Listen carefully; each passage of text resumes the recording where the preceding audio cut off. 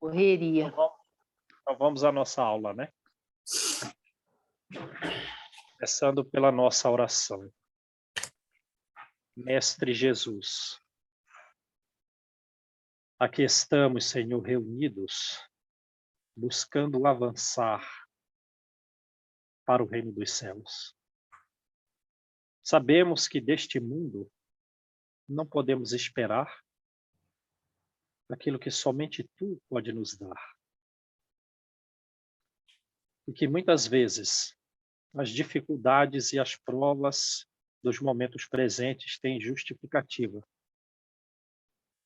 pelas leis que regem o nosso passado, muitas vezes escabroso.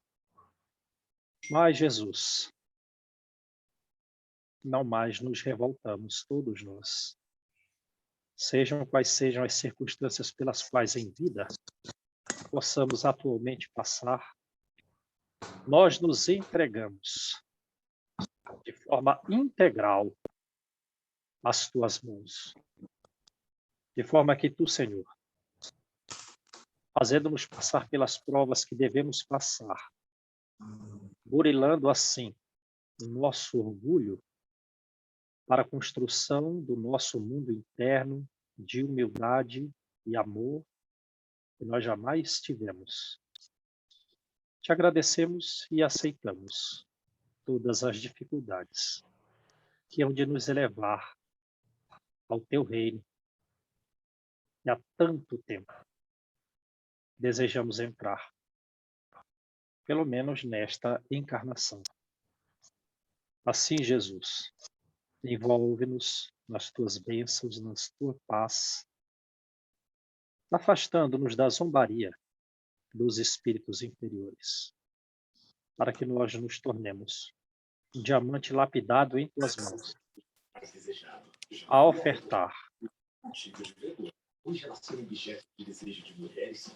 ofertar através de Ti o conhecimento e o sentimento melhor no nosso convívio social. Abençoa-nos hoje e sempre, graças a Deus. Graças a Deus. Vamos lá, gente. Resumo. Tem um som de fundo em algum lugar. Talvez seria bom cortar, né? Oi, Shirley. Oi, Tabata. Tudo bem? É um som de televisão.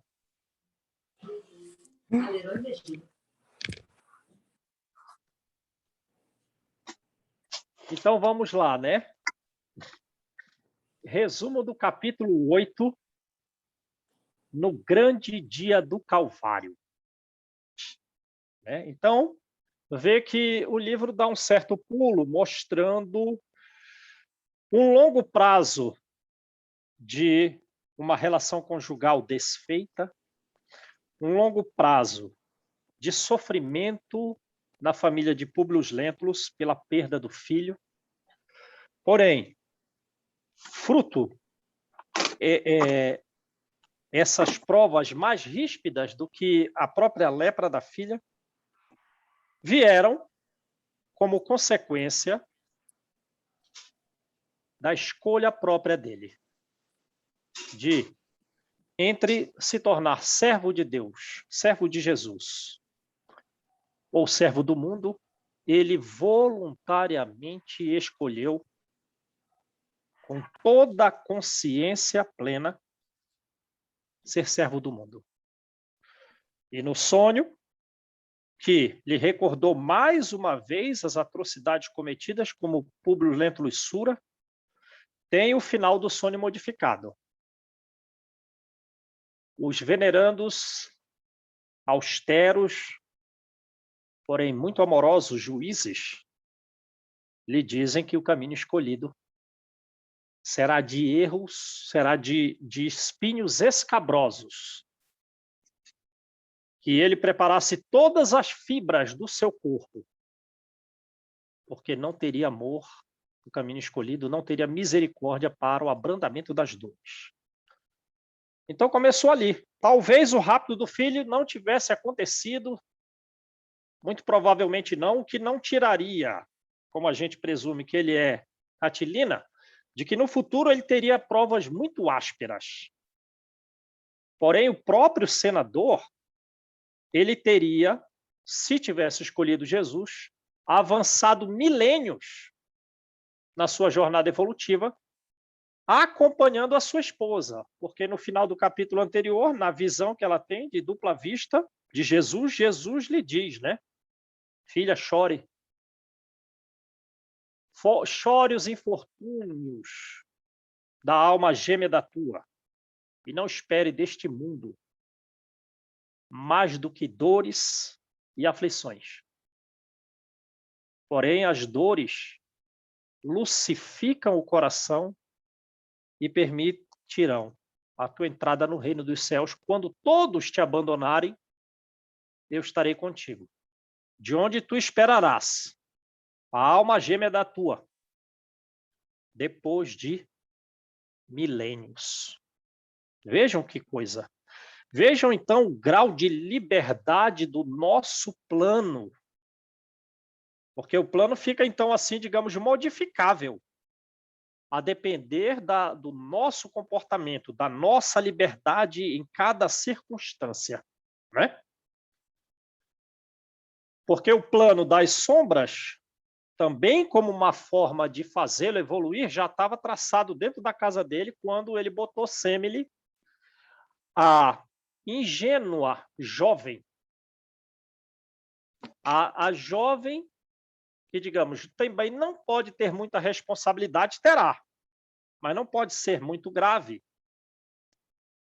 Eu, com meu parco e limitado e quase nenhum raciocínio, ela foi instrumento das sombras na programação de rapto do filho, que poderia não ter ocorrido. Então, eles estão assim, aliança quebrada, sem aliança, alianças rompidas. Ele, completamente taciturno, não dialoga com a esposa, intoxicado ao máximo pelas sombras espirituais e também pelas calúnias de Fúvia e Sulpício.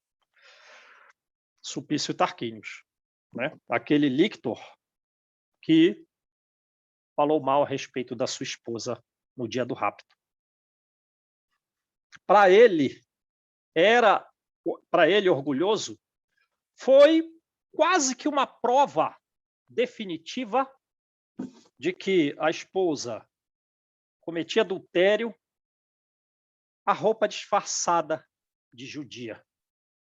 Porque isso para ele foi contra todas as tradições, foi contra a família, foi contra a sua posição de senador representante na Judéia, de Tibério e do próprio Senado. Então, aquilo, na visão dele orgulhosa, foi quase que uma prova contumaz, definitiva, do adultério de Lívia. E ela? Ela não. Como ela está? Ela está completamente amparada na fé. Ela teve a oportunidade? Teve. Igual a dele? Igual. E ela aceitou. Ela aceitou ser serva de Jesus. Ela fez essa opção. Ela se embebeu das palavras do mestre. Não mais ia ouvi-lo, né? Mas através de Ana, aquela que veio contribuir, porque a lei de fraternidade tem que existir entre nós, que veio contribuir para o progresso daquela família, conseguiu que a filha, que tinha 7 anos de idade, a Flávia, conseguissem aceitar Jesus. E do plano que cabia também a Públio Lentulus, foi falado para ele em sonho: olha, tu aceita a verdade nas circunstâncias da vida, quando tu deres de encontro com o amor e com a verdade, aceite-a, porque faz parte do teu planejamento, que tu ajude os pobres que seguem Jesus com os teus recursos muito significativos. Também fazia parte do planejamento. Se tu rejeitar isso, a coisa vai ficar grave. Quer dizer, o planejamento amplo. E ela, a esposa, está fazendo isso, dentro dos seus limites, né? Ela não é a senadora, não tinha senadora. Ela é esposa de um senador, tem recursos? Não quanto para dar as finalidades que o próprio senador poderia dar. Mas dentro das suas proporções, dentro dos seus limites, ela está cumprindo esse planejamento. Mas no seu coração, uma tristeza muito profunda pelas atitudes do esposo e já nem dialoga com ela. E ela então chegou naquele grau de clareza espiritual tal que ela, como lhe ensinou Jesus, e pelas provas vividas, chegou no grau de clareza que ela não mais esperava absolutamente nada do mundo. Não tinha mais esperança de coletar do mundo qualquer benefício. A esperança dela estava completamente vinculada agora ao reino dos céus. A serenidade, a paz, a tranquilidade só poderiam advir, na sua clareza, ela entendeu, do reino dos céus. E está lá, se alimentando do diálogo com a serva Ana, que não é vista como serva, é vista como uma amiga, né?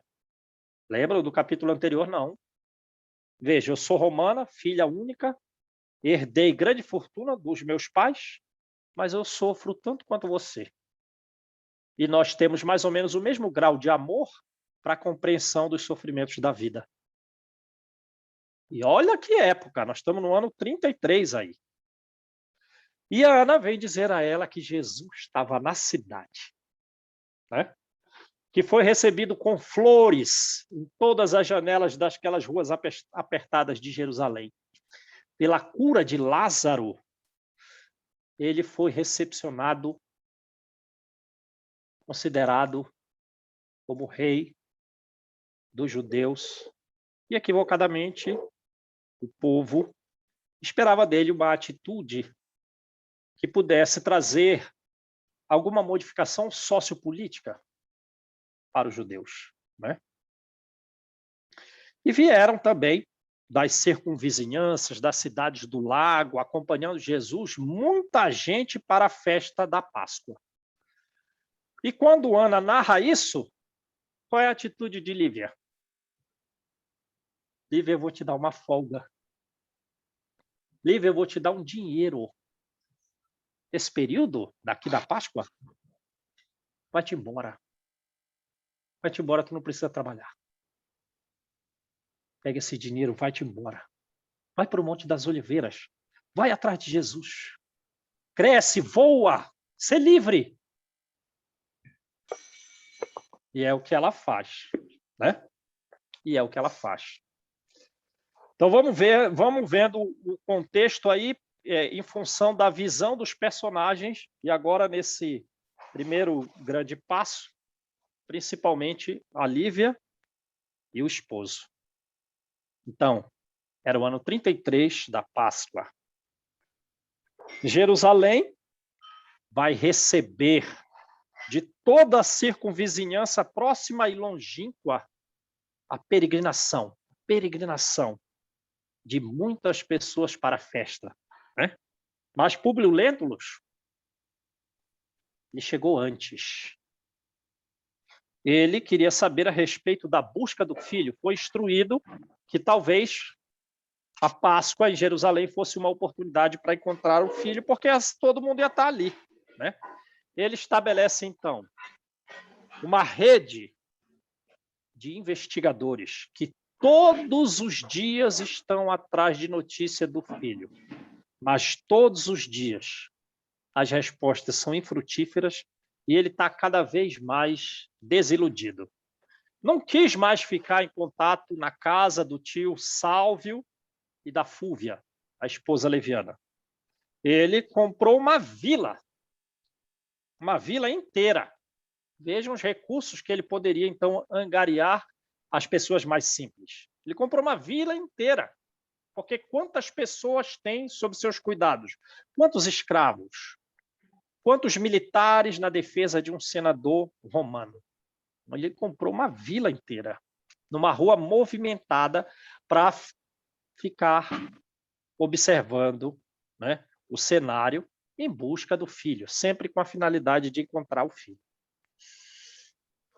E, de repente, num determinado, voltamos a falar de Lívia. Retorna Ana, extremamente angustiada, falando à patroa o quê? A respeito da prisão do Messias, pela significativa ingratidão de um de seus discípulos e da ambição dos sacerdotes. Para ela, aquilo foi um baque imenso. Para ambas, uma situação extremamente angustiosa.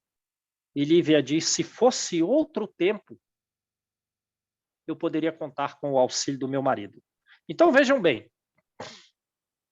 o que ela pensa. Se fosse outro tempo, eu poderia contar com o auxílio do meu marido. Ora, o roteiro de Jesus está na profecia. O roteiro de Jesus não ia mudar. Ele ia chegar em Jerusalém, montado num burrinho, recebido com flores e palmas, né? Todo mundo batendo palmas. Era o roteiro profético que Jesus cumpria pela finalidade de Deus, enfim, que busca cada vez, em todas as circunstâncias, a melhoria do mundo, a renovação do mundo.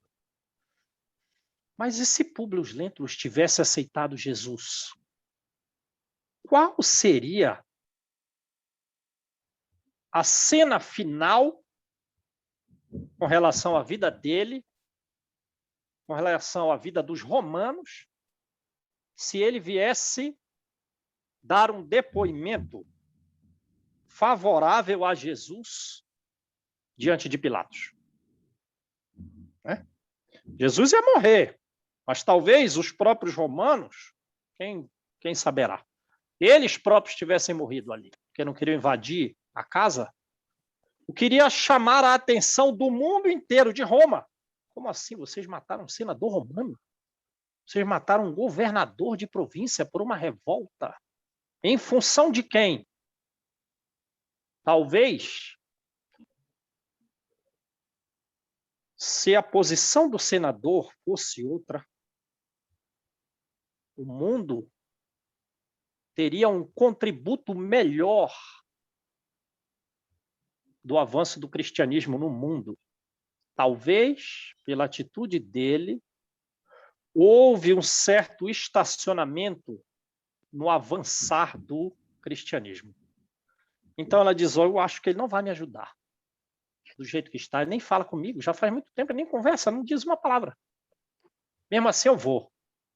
Ficou lá, numa sala próxima do gabinete dele, um longo tempo. E foi avisado para ele que ela queria conversar com ele só 2 minutos. Mas, como ela já presumia, apesar de ter tentado, infrutífera essa tentativa. Infrutífera. E ali ela, então, sem esperança, não compreende a razão. Não compreende a razão. Mas uma intensa amargura tomou conta do seu coração. E ela se dirigiu agora, não a Zeus, não ao Monte Olimpo, mas agora se dirigiu a Deus, pedindo a intercessão pelo seu filho Jesus, que estava na iminência de sofrer gravemente na mão da crueldade humana. Naturalmente, ela está sintonizada com a espiritualidade superior. E naquele mesmo momento, o esposo está lá, atendendo uma quantia numerosa de pessoas a trazer um assunto único: a prisão de Jesus. Prisão de Jesus. E parecia, então, que aquele grupo de pessoas de Jerusalém e os peregrinos de outra cidade tinham interesse desviado totalmente. Vocês não vieram para uma festa? Não. Agora, o assunto era a prisão de Jesus. E vêm pessoas interessadas em que o senador lhe fosse favorável à libertação de Jesus. Porém, também vêm alguns fariseus fanáticos afirmando que as pregações de Jesus eram perigosas, que ele era um revolucionário, que traria prejuízo até para Roma. Então, vejam as diferenças das psicologias dos povos. Porque a gente vai ver os romanos politeístas, sim, mas com senso sentimental de justiça mais profundo do que os religiosos monoteístas de boca. Porque os romanos sofrem no interesse de defendê-lo. Mesmo Pôncio Pilatos, o senador sofreu desejando defendê-lo. E enquanto a massa fanática monoteísta é uma fúria incompreensível, porque não querem dar um passo à frente, tão arraigados que estão, orgulhosos da sua posição de religião monoteísta no mundo.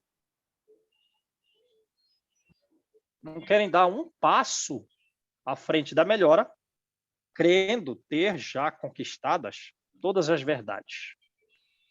E a angústia do senador vai ao máximo, porque Sulpício Tarquínios, aquele que se tornou separado seu pelas calúnias a respeito da esposa dele, diz que o governador lhe requisita a presença no palácio. Ele, então, embrulha a vida particular, faz vir à tona novamente o homem público e vai. Ele vai e já toma um imenso susto, porque na praça, em frente ao palácio, está uma gritaria ensurdecedora, como ele nunca viu. São os fanáticos religiosos, né? E ele entra no palácio. Um pequeno grupo de romanos, militares e civis, escolhidos a dedos, estão ali. E Pilatos, angustiado, com noção muito mais profunda de justiça, porque a lei é, né? Não é justiça, amor, caridade? Ora, os romanos politeístas estão mais praticantes dessa lei do que os próprios judeus, porque Pilatos está angustiado. Formou um concílio para decidir ali a respeito daquele momento tão grave, a respeito de um homem que, no seu adjetivar, é um homem extraordinário. É um homem extraordinário. Já via Jesus como alguém magnífico. E é politeísta. E ele diz para o senador: conheceste na Galileia um homem extraordinário chamado Jesus? Ele está preso agora pela trama do Sinédrio que envenenou essa massa ignorante, que jogou flores na chegada dele e agora deseja julgá-lo. A minha esposa teve um sonho para que eu não arriscasse a minha responsabilidade no julgamento deste homem justo. O adjetivo dado a Jesus mostra, ainda que politeísta, um grau de religiosidade efetiva e prática maior do que os religiosos de boca, né? Eu não, mas não é tanta a noção, mas a justiça romana serviu de base para todas as justiças em todos os países que hoje tem no mundo.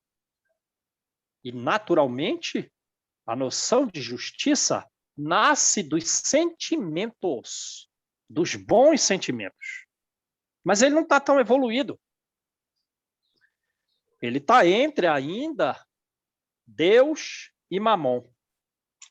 Ele ainda está entre Deus e Mamon. Ele não quer cometer uma injustiça. Ele quer ser justo. Esse é o lado divino. Esse é o lado divino de Pôncio Pilatos. Ele quer ser justo, mas ele também está vinculado a Mamon. Ele não quer o prejuízo para o império. E também não quer o seu próprio prejuízo. E ele pergunta, senador, o que faremos nós, você, como representante de Tibério e do Senado? Olha, eu não vejo nele... Primeiro, eu acho que você começou bem. Sua proposta é muito criteriosa. Mas acrescento, eu não vejo nele qualquer culpa. Sim, ele é um idealista. Ele é um visionário. Mas o grau de extrema pobreza em que ele vive, junto com os seus discípulos, torna qualquer uma ideia de revolução completamente inadequada, completamente indevida. Aí ele lembrou da cura da filha, mas também lembrou das dúvidas. Olha, eu estive em Cafarnaum e a cidade inteira não o vê como conspirador. E lembrando da cura da filha, ainda que tivesse dúvida, sem dúvida, então ele consegue enxergar. Consegue enxergar mais do que os judeus. As ações dele são de um homem superior. Mais ainda, ele é justo.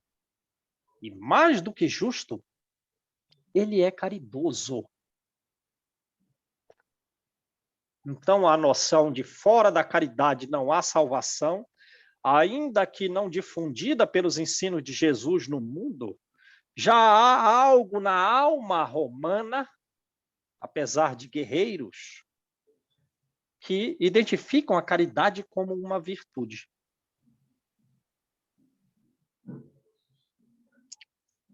No livro Paulo Estevão, quando Gamaliel vai observar a casa do caminho, ele diz assim, por que, já velho, por que nós nunca fizemos isso? Eu mesmo decretei que muitas pessoas leprosas, que os familiares que tivessem leprosos, devessem colocá-las, essas pessoas, fora do convívio social. E agora eu venho aqui. E nós nunca tivemos uma casa dessa. Ele vai se sensibilizar profundamente quando um amigo dele, muito íntimo, está sendo atendido com lepra pelos galileus seguidores de Jesus. Aí ele vai se dar conta. E ao contrário de todo o atrito com Paulo, ele deixou o sinédrio e foi seguir as escrituras de Jesus, os ensinos de Jesus. Foi ele que presenteou Paulo, não com uma cópia do evangelho que ele copiou de Mateus, mas com a cópia original que ele recebeu de Pedro nessa visita. Então vejam aí, os judeus despertando, mas a maioria eram fanáticos, alucinados. Então, Públio Lentulus diz: a ação de um homem superior, ele é justo, é caridoso e não deu até hoje nenhuma palavra contra o império. Com certeza absoluta, é alguém que crê que ele pretenda autoridade política aqui na Judéia e, distorcendo informações, contaminou o grupo sacerdotal. E é ele quem diz, é sugestão de Públio Lentulus. Envia-o a Antipas. Ele é rei da tetrarquia que envolve a Galileia. Ora, ele vai julgar um compatrício. E porque tu, governador, aqui na Judéia, não tem todos os elementos de justiça para se pronunciar sobre o caso. E aquele grupo, unanimemente, aceitou a sugestão de Públio Lentulus. E se ele tivesse aceito Jesus? O que teria dito aos romanos? Jesus ia morrer crucificado. Mas qual seria? O que sofreriam os romanos? Mas que pudesse atrair a atenção dos olhos do mundo e, digamos, em vez de a aceitação de Jesus com a sua crucificação, um ponto para trazer luz para todos os séculos da humanidade, talvez a recepção dessa luz fosse mais significativa e o período de trevas da Idade Média fosse menor e menos de sombras tão intensas.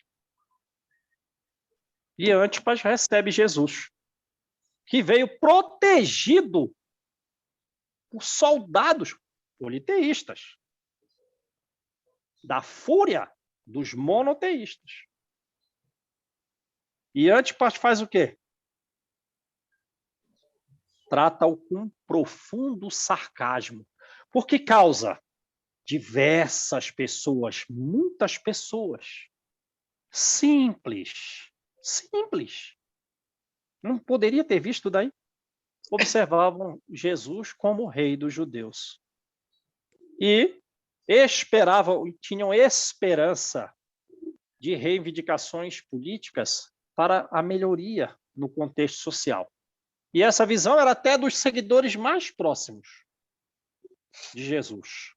Até o mais ínfimo dos homens que lhe recebeu o auxílio. Então, basicamente, todos. De Jesus, excluindo Jesus, o resto todo, o colégio, os beneficiados, tem uma expectativa de melhoria sociopolítica, acreditando que Jesus era um rei. Ora, e dentro dessas circunstâncias, Antipas se vê como o quê? Esse povo não me ama. Esse povo não me quer. Esse povo já escolheu outro para o meu lugar, todos eles. Então eu vou mostrar quem é o rei dos judeus. Trata-o, Jesus, com uma imensa humilhação, desprezo e a máxima ironia possível, mostrando a Pôncio Pilatos que os seus critérios de justiça, que partem dos sentimentos, eram ridículos na sua visão. Vejam a preocupação sentimental de Pilatos de ser justo. Ao seu ver, de Antipas, que ridículo, governador. Que ridículo a sua posição. Então eu vou te mostrar quem é o rei dos judeus. Veste uma túnica de príncipe nele, uma túnica alva. Todo príncipe tem um cetro. Entrega a ele um cajado de cana. Vamos dar a ele uma coroa. Qual coroa? Uma coroa de espinhos. Pronto. Está feito aqui o que eu devo fazer. Devolve Jesus para Pilatos. E aquele turbilhão dos monoteístas fanáticos gritando: atrás de Jesus, e ele protegido pelos centuriões, que, pela massa furiosa, eles tinham que usar o chanfalho, uma espécie de espada. Alguém que vinha agredir Jesus com uma extrema ferocidade era afastado pelos politeístas militares, à base do chanfalho, tomando espadada para todo lado, como se fosse um chicote, usando a espada como se fosse um chicote. E aí Pilatos recebe Jesus. Volta para o seu conselho. Senhores, Antipas também apela para nós. E ainda, ele está a nos sugerir a condenação pelo revoltante sarcasmo com que tratou o profeta. Vejam como é a visão sentimental de Pilatos. Muito melhor que de Antipas. Muito melhor. Foi um revoltante sarcasmo. E isso me entristece muito. Porque esse homem é um homem justo. E agravou a situação. Esse tratamento recebido, esse revoltante tratamento recebido. Porque agora o povo está mais incendiado. A preocupação dele é significativa, mas ele está entre ser justo e entre defender o seu cargo e defender o império, os interesses econômicos de Roma. Mas não se pode servir a Deus e a Mamon. Mas ele é humano como nós. E entra um ajudante de ordem, homem simples, honesto, pela vida dura que levou, né? Pelas pedradas da vida, se tornou sensato. Políbios, Senhor, eles ameaçam invadir. Há uma necessidade de pressa na sua decisão. Ah! Que absurdo! E o que diz o profeta? Senhor, ele é extraordinário na serenidade e na resignação. Então veja, os romanos são os que admiram Jesus. Ele é extraordinário na serenidade, extraordinário na resignação. E nessa condução de vai para cá, vai para lá, ele se deixa levar como se fosse um cordeiro para o sacrifício. Nada a reclamar, nem mesmo do imenso abandono por todos os seus discípulos.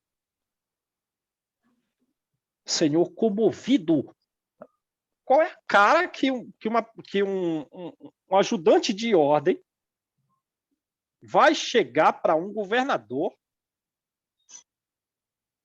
de uma província romana, como Pilatos, e dizer assim, ó, Senhor, comovido.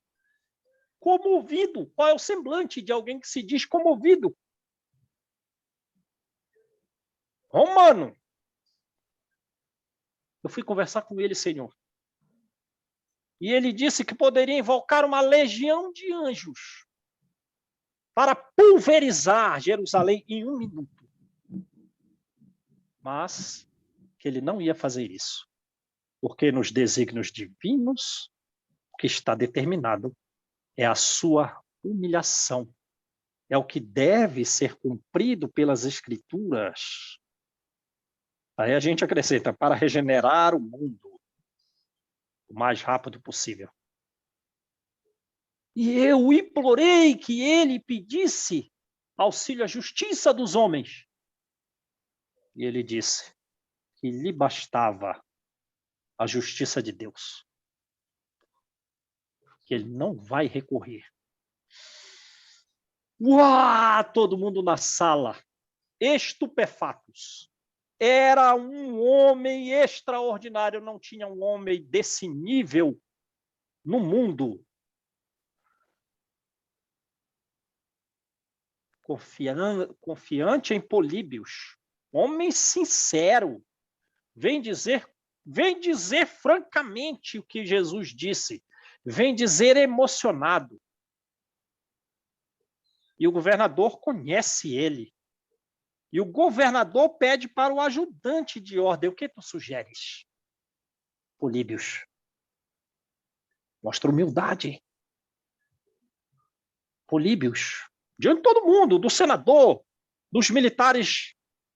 Políbios, o que tu sugeres?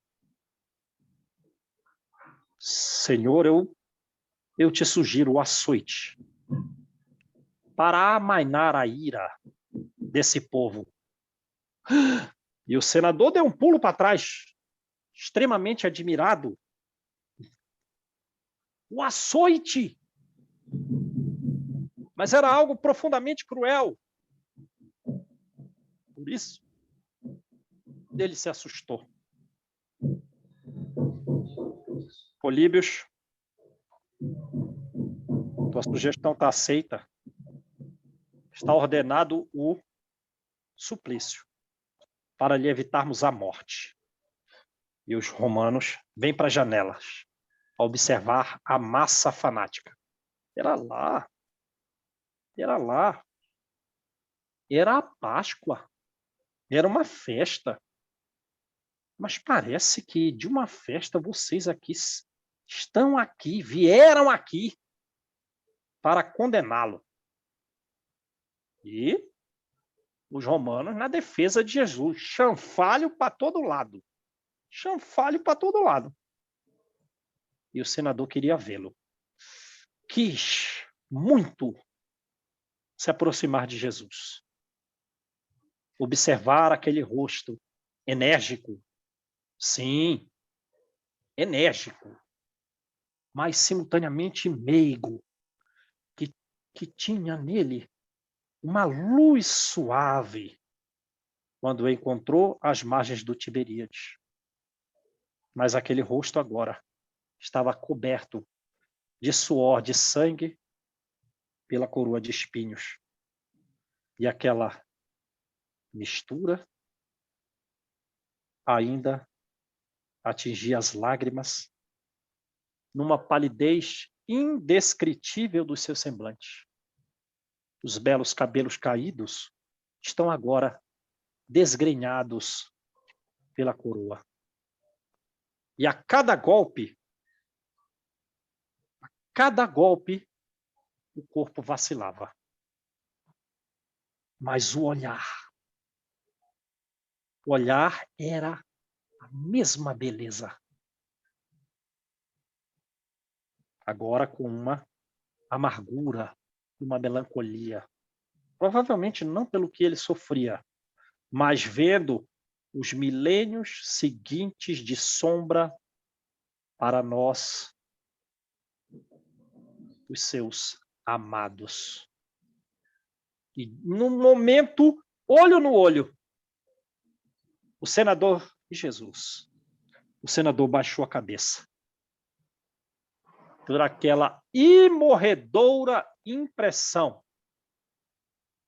da majestade, da realeza sobre-humana de Jesus. E como ele se sente? Compungido.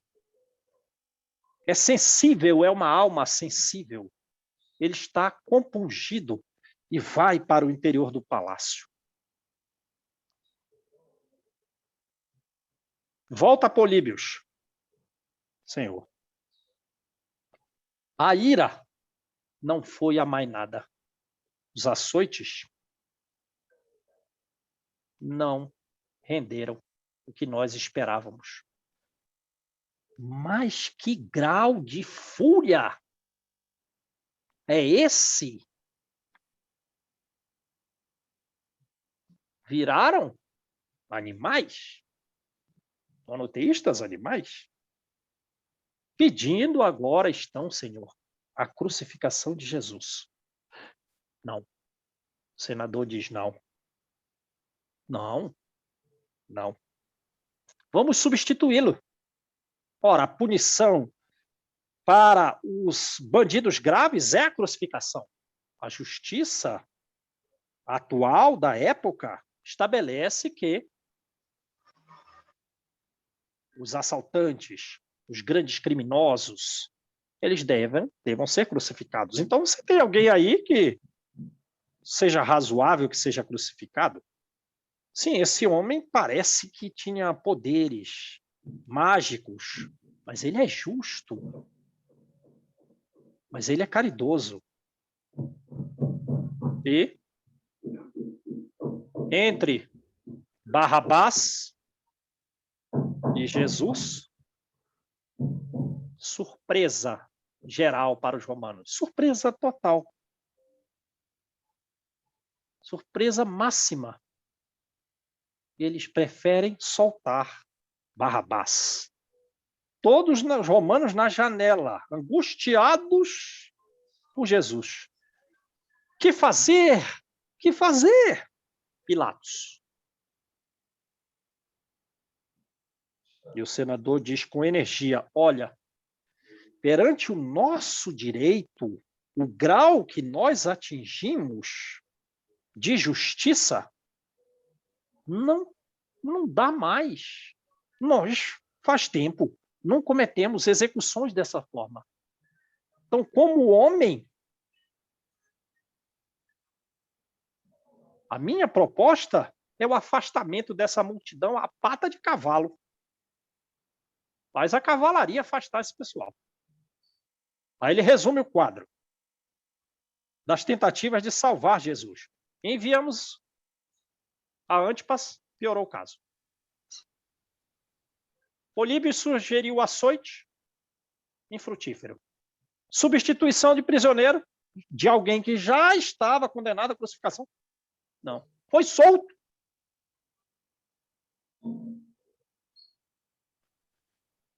Novamente, Deus e Mamon.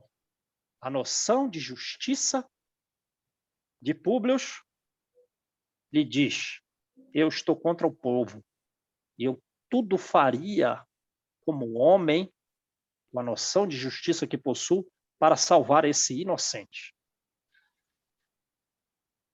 Mas Mamon também lhe fala ao ouvido. Porque para defender o Império Romano, vamos resumir o caso. Qual é o interesse de Roma aqui? Economia. Só que é só uma província. É uma mera província do Império. E não nos cabe a interferência nas questões morais, nas questões religiosas. Cabia sim, né? Mas Ô, se tivesse Júnior, aceito, sim.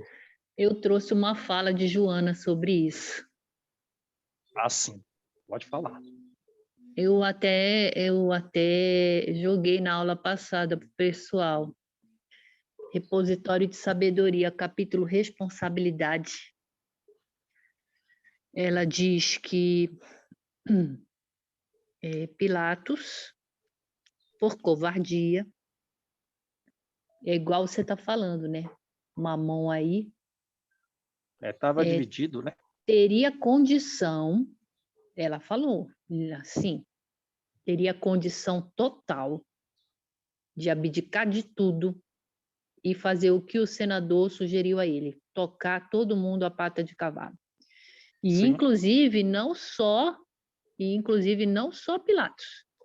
O próprio senador também seria responsabilizado por isso, por transferir a responsabilidade de ter uma noção de justiça maior do que a dos outros naquele momento e, como é que diz o outro, no vulgo popular, dá para trás. Joana fala isso assim, as palavras dela, né? Por covardia. Mamon falou mais forte, né? Na hora H, Mamon falou mais Exatamente. forte. E que os dois tinham condição de ter mudado aí a história. Com certeza. O crucificado ele ia ser, né? Estava nas escrituras. Mas a história seria mudada porque o cristianismo teria mais ouvidos no mundo, a absorção dos ensinos de Jesus seria mais significativa com a posição dele. Mas é por isso que Públio Lentulus, no prefácio da obra, diz da sua imensa dor ao recordar desses episódios. Verdade. Porque o que mais lhe feriu É, não foi só o seu encontro com Jesus. Foi este momento. exatamente. Este momento lhe pesou com muita gravidade, com muita dor no Faz coração. sentido, né? Faz sentido. Ele está há mais ou menos 7 anos no início da mediunidade de Chico Xavier. E pelo bom desempenho que ele anda realizando, ele naturalmente se recorda desse episódio. Sim. Como quem diz Jesus, você está buscando a sua redenção a partir de agora, não só através da chuva de livros que você trará à humanidade pela mediunidade de um homem, Chico Xavier, mas também de agora em fora na sua vida, porque tu também vai reencarnar e continua o teu processo de redenção. Porque a dor profunda dele, de Públio Lentulus, que é o personagem principal do livro, é que ele participou de forma significativa na crucificação de Jesus. E dói muito. Nem isso, porque Jesus ia ser crucificado mesmo, mas de trazer ao mundo um contributo mais significativo para germinar o evangelho no mundo de forma mais viva, de forma menos seca. Então, ele dá essa opinião, né? De homem justo e a favor do império. 2 opiniões. Pilatos, mão na cabeça, aflição máxima, sentimentos máximos. Se fosse um qualquer, nem esse sentimento não teria. Uai, querem matar esse homem? Quem é esse homem? Um mendigo por aí. Ué, qual é o problema? Isso não é um problema. Isso é o que Antipas pensou. O nível de Antipas. Você está vendo o problema em executar aí um mendigo? Mata esse cara. Não é como Pilatos se sente. Mão na cabeça, angústia infinita em Pilatos. Políbios de novo. Respiração ofegante. Senhor, decide já. Os sacerdotes envenenaram a massa e eles agora duvidam da tua fidelidade em relação ao império. Eles estão te julgando indigno do cargo de governador a favor de Roma nessa província. E eles ameaçam invadir. Decide. Pilatos, cólera máxima. Está bem. Vou decidir a favor de Mamon. Lavarei as minhas mãos desse delito ignominioso. Ele próprio adjetiva como um delito ignominioso de algo. Nossa, isso é podre demais. Eu lavo as minhas mãos. Não sabia, mas ia se eternizar como alguém que fraquejou. O povo será satisfeito. Mas Não, rapidamente... João, não sim. se tem na literatura espírita notícias do que aconteceu depois com Pilatos? Alguém já me falou, mas eu não recordo bem se o livro era, digamos assim, algum livro da FEB, eu até achei que não, então eu não me interessei, mas com certeza deve ter sofrido muito significativamente, né? Porque Alguém me falou de um livro, mas a fonte não sendo uma fonte assim, digamos, fidedigna, eu nem quis ler. Mas a gente já presume que como foi de... como você disse antes, as escrituras, as previsões dos antigos tinham que ser cumpridas. Tanto é que estava previsto ele entrar em Jerusalém no burrinho, Sim, e ele não tinha que cumprir isso. tinha. Ele ia ter que ser E, crucificado. sim, mas e se Pilatos resolvesse salvá-lo? Como seria? Quem de nós a gente vai saber? Eu, na minha tremenda ignorância, como que eu poderia dizer para você como seria? Talvez eles tivessem invadido e os próprios romanos tivessem morrido e Jesus teria sido crucificado a si mesmo. Porque Se o Pilatos ele tinha as forças, né? Os soldados. Ele tinha suficiente? o poder para dominar aquele povaréu todo ali. Não, não, não. Jesus ia ser crucificado. Então, este aí era um fato inamovível da história, registrada previamente por profecia. Então, ele não ia impedir a morte, ele não ia impedir a crucificação de Jesus. O que ele poderia é, com a sua postura, contribuir para o seu próprio progresso evolutivo e dos seus, e participar de um grau de fecundação do evangelho de forma mais significativa no mundo. Então, se ali ele expulsa alguns a patas de cavalo e consegue realizar isso, ou todos, não ia tardar muito, Jesus ele ia ser crucificado. Estava nas Escrituras.